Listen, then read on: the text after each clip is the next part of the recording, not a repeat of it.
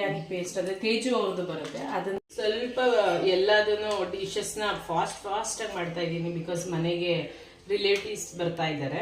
So ಕಬಾಬಿಗೆ ಅಥವಾ ಬಿರಿಯಾನಿಗೆ ಯಾವಾಗಲೂ ನಾನು ಚಿಕನ್ದು ಮೂಳೆ ಇರೋವಂಥ ಪೀಸ್ನ ಸೆಲೆಕ್ಟ್ ಮಾಡ್ಕೊತೀನಿ. ಉಳಿದಿರೋ ಪೀಸ್ಗಳಲ್ಲಿ ನಮ್ಮ ಅತ್ತೆ ಸಾಂಬಾರು ಅಥವಾ ಗ್ರೇವಿನ ಅವ್ರಿಗೆ ಏನು ಬೇಕು ಅದನ್ನ ಮಾಡ್ಕೊಳ್ತಾರೆ.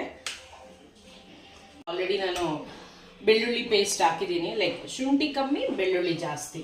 ಅದಕ್ಕೆ ನಮ್ಮ ಅತ್ತೆ ಟವಲ್ ಕೊಟ್ಟವ್ರೆ, ನಾನು ಯಾವಾಗಲೂ ಹೋಗಿ ಸಿಂಕಲ್ಲಿ ಕೈ ತೊಳ್ಕೊತೀನಿ ಅಂತ. ಸೊ ಅದಕ್ಕೆ ಸ್ವಲ್ಪ ಉಪ್ಪು ಅಷ್ಟೇ.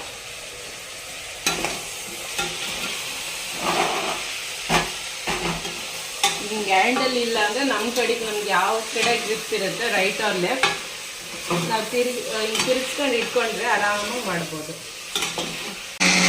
ಇನ್ನು ನಿಮ್ಮ ಸೈಡ್ ಎಲ್ಲ ಹೆಂಗೆ ಹೇಳ್ತಾರೋ, ಯಾವ್ಯಾವ ಕಮೆಂಟ್ಸ್ ಆಗ್ತಾರೋ. ಇಲ್ಲೆಲ್ಲ ಚಿಕನ್ ತುಂಬ ಬೇಯಿಸಿ ಏನು ತಿನ್ನಲ್ಲ, ಸ್ವಲ್ಪ ಬೆಂದಿದ್ರೆ ಸಾಕು ಅವ್ರಿಗೆ. ಟೀ ತುಂಬ ಸ್ಟ್ರಾಂಗ್ ಇರುತ್ತೆ.